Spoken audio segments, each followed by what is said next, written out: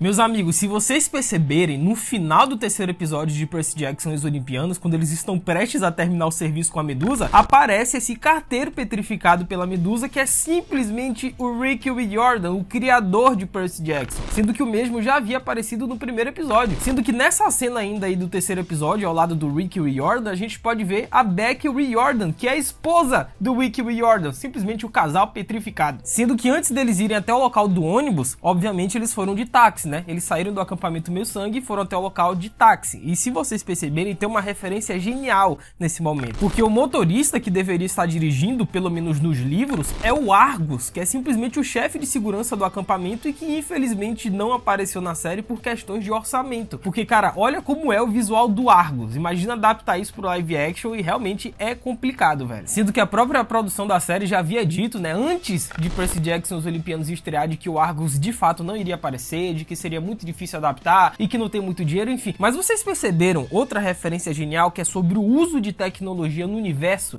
de Percy Jackson? Pois enquanto caminhava pela floresta, né, o Percy, ele menciona que ficar no deserto torna mais difícil encontrar um telefone para ligar para o acampamento Meio Sangue e pedir ajuda. Só que aí a Annabeth ignora isso como se o telefone fosse a última coisa que eles precisassem. Ou seja, isso estabelece um detalhe importante sobre os livros que os filmes erraram, pois de acordo com os livros, a tecnologia em geral não é recomendada porque os monstros podem rastrear as vozes dos semideuses, tornando-os mais fáceis de encontrar. E adivinhem o que os filmes da Fox fez, né? Principalmente o primeiro, o projeto de Percy Jackson, Ladrão de Raios, colocou o Percy para derrotar a Medusa usando um celular, um smartphone. Ignorou tudo. É verdade. E se vocês observarem também, né, no momento em que a Annabeth ela sai do ônibus, vai até o mercadinho para poder comprar uns doces, né, ali uns quitutes pra galera comer, observem que os doces estão selecionados de acordo com as cores das capas dos livros de Percy Jackson, sendo que os dois primeiros que ela pega é justamente os dois primeiros livros de Percy Jackson. Olha que detalhe genial, cara. Bateu uma salva de palma aqui pro profissional. E bom, é justamente isso que iremos ver no vídeo de hoje, tá? 40 detalhes, referências, easter eggs que talvez vocês não tenham percebido no terceiro episódio de Percy Jackson e os Olimpianos. Simbora!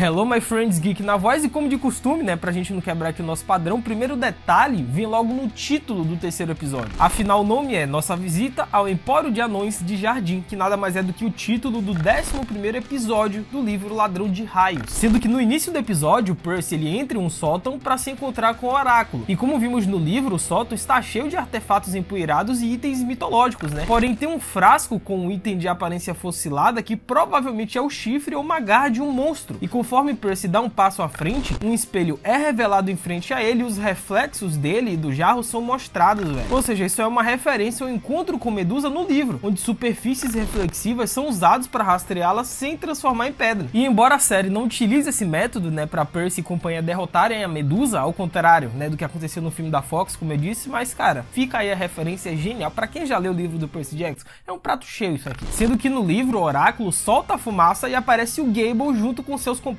do poker, né, para poder falar as 3 frases mega importantes pro Percy. Porém, como na série os comparsas do Gable não apareceram, então apareceu somente o Gable na fumaça verde. E quem aí pegou a referência ao Pegasus negro, né? Porque lá no primeiro episódio, o jovem Percy, ele já havia vislumbrado um Pegasus, e aqui no terceiro episódio, ele simplesmente apareceu. Afinal, o Grover, ele recolhe excrementos de animais enquanto um Pegasus preto está por perto e pergunta à criatura o que ele comeu. E embora os outros dois sejam vistos no pequeno pasto atrás deles, mas esse Pegasus preto prenuncia o Blackjack, né, que é o primeiro companheiro animal do Percy que ele adquire no livro Mar de Monstros, sendo que o Blackjack, como eu disse, ele já havia aparecido lá no início do primeiro episódio. E além disso, né, na mitologia grega, o Pegasus, ele nasce quando Perseus mata a Medusa e é pai de Poseidon. Ou seja, foi exatamente o que o Percy, ou Perseu, fez no final do terceiro episódio. Ele passou a lambida na Medusa, simplesmente arrancou a cabeça da mulher fora e fim da história.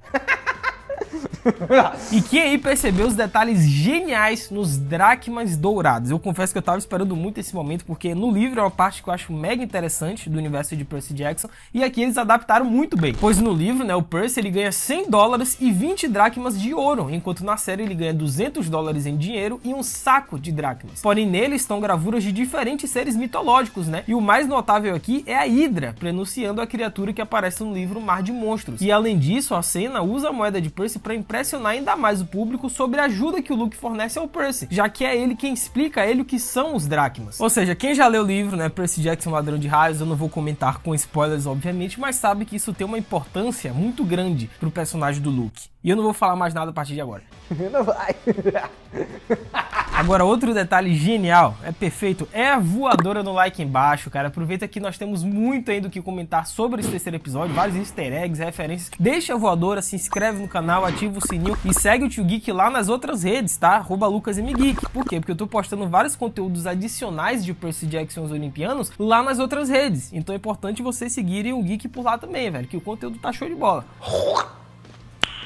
Nice. E quem aí percebeu os monstros estátuas no Jardim da Medusa, né? Pois embora não haja confirmação das futuras temporadas de Percy Jackson e os Olimpianos, mas os livros de Rick Riordan vão além da história de Percy. Então o Jardim de Pedras da Medusa faz referência a isso, né? Dando um indício a possíveis aparições futuras das criaturas na série. Então Percy, Annabeth e Grover, eles avistam um monstro alado, né? Parecido com um morcego, um ciclope e um monstro parecido com um lobisomem. Então o primeiro poderia fazer uma referência ao Camazotz, o deus maia dos morcegos e principal antagonista, né, da trilogia Stormrunner, que se enquadra no selo Rick Riordan, né, no Riordan verso. O Ciclope, né, que faz referência ao Tyson, obviamente, que aparece no livro Mar de Monstros. E a criatura parecida com o lobisomem é uma referência aos licantropos, né, na série dos livros Heróis do Olimpo, do Rick Riordan. Sendo que todo esse lance, né, do Percy ele não poder pegar um avião e sim só andar pelo chão é um detalhe genial, cara, é muito importante, né, porque como disse o Grover lá na cena do ônibus pro Percy, se ele pegar um avião, ele tá lascado, ele vai cair nas mãos do Zeus, que é o deus do céu, e vai estar em território inimigo, né? Porque o que o Zeus mais quer nesse momento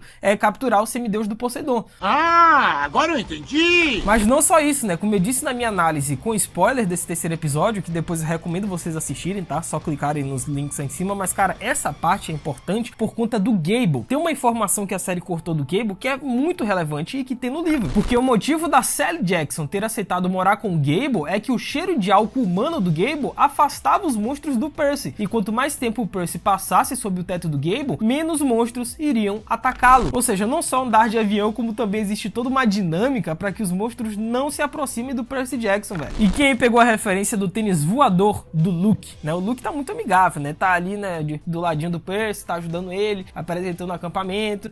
O Luke, ele tá que tá. Pois o Luke deu ao Percy os sapatos, né, no início do terceiro episódio, mas a série mostra como Grover os consegue de maneira diferente dos livros. Pois em vez de Kieron explicar por que Percy não pode usar os sapatos, Grover explica que Percy não pode estar em um avião, pois os céus são domínio de Zeus. Ou seja, isso explica porque Grover usa o tênis na série em vez do Percy. E como vimos também nesse terceiro episódio, e isso é algo que o Tio Geek já vem alertando, já vem avisando pra vocês em vários vídeos, a senhorita Dodds, ela simplesmente retornou nesse terceiro episódio. Aí você deve estar me perguntando, né? Sim, Geek, mas peraí, a senhorita Dodds ela foi esfarelada pelo Percy lá no início do primeiro episódio. Como é que ela retornou? Ela não tava... É o quê?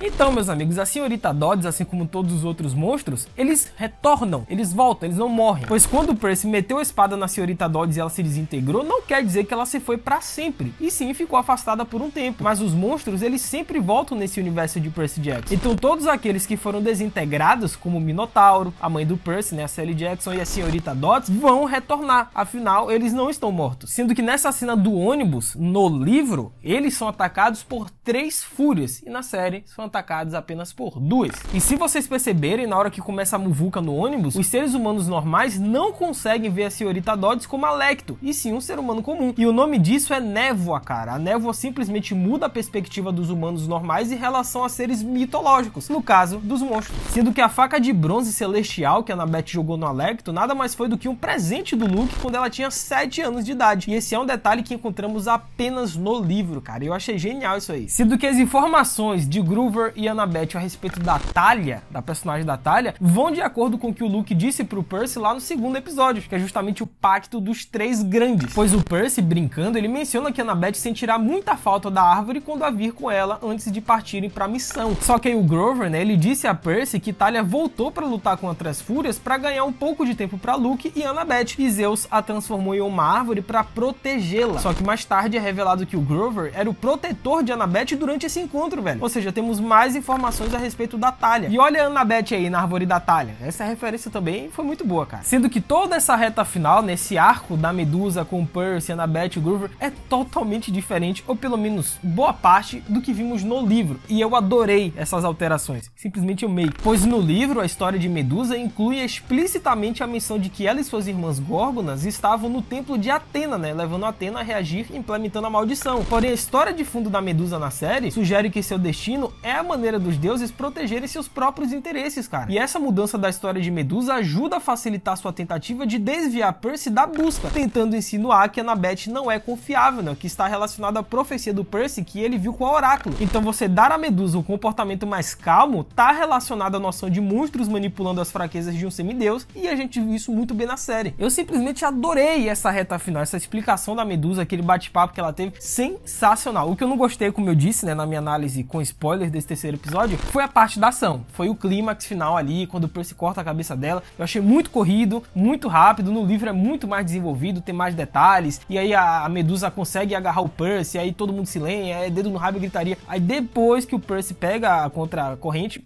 e arranca a cabeça da Medusa. E se tratando do final do episódio, apesar de não aparecer no primeiro livro, Hermes, do Lin-Manuel Miranda, fez uma grande aparição para mudar a história de Percy Jackson e os Olimpianos. E cara, essa simples aparição do Hermes pode mudar completamente tudo do que a gente esperava para essa série de Percy Jackson e os Olimpianos, pelo menos a primeira temporada, porque o personagem do Hermes, ele não aparece aqui, ó, no livro, o Ladrão de Raios, ele só vai aparecer depois, e a série mudou isso. Pois no final do terceiro episódio, né, o Hermes, ele entrega a caixa contendo a cabeça da Medusa para os outros olímpicos, vestido com um traje e uniforme de carteiro, enquanto cantarolava a música Arthur Stand. E tudo isso em sua subida para o elevador do Empire State Building, né? E se vocês notarem, a etiqueta da encomenda é simplesmente a mesma que vimos no livro, cara, palavra por palavra. Essa daí é uma referência genial. Sendo que a própria Medusa, né, enquanto ela conversava com os jovens, né, com a Annabeth, o Grover e o Percy, ela disse que iria petrificar os três jovens e mandar pro Olimpo. Só que no final foi ela que foi decepada, e aí o Percy mandou ela pro Olimpo. Agora todas as peças se encaixaram. E cuidado que a partir de agora vem spoilers em relação ao personagem do Hermes, tá? Então se você tá assistindo Percy Jackson, tá conhecendo pela primeira vez e não quer muitos detalhes a respeito do personagem, quem ele é, o que pode significar pra série, pula essa parte do vídeo, tá? Mas se você já conhece, cara, simplesmente o Hermes, a gente sabe, né? Ele é o pai do Luke. Isso tem muita importância, porque com o Hermes ausente, um ladrão de raios, é mais fácil simpatizar com o Luke e seu ressentimento por seu pai como alguém que o abandonou. Ou seja, isso muda completamente a noção que a gente tinha do Luke nos livros, cara. Isso vai mudar tudo nessa primeira temporada. Mas e vocês, meus amigos? O que vocês acharam desse terceiro episódio? Pescaram mais algum outro detalhe, referência, easter egg que o Tio Geek não trouxe, que vale a pena comentar? Larga o doce aí nos comentários que eu vou ler e responder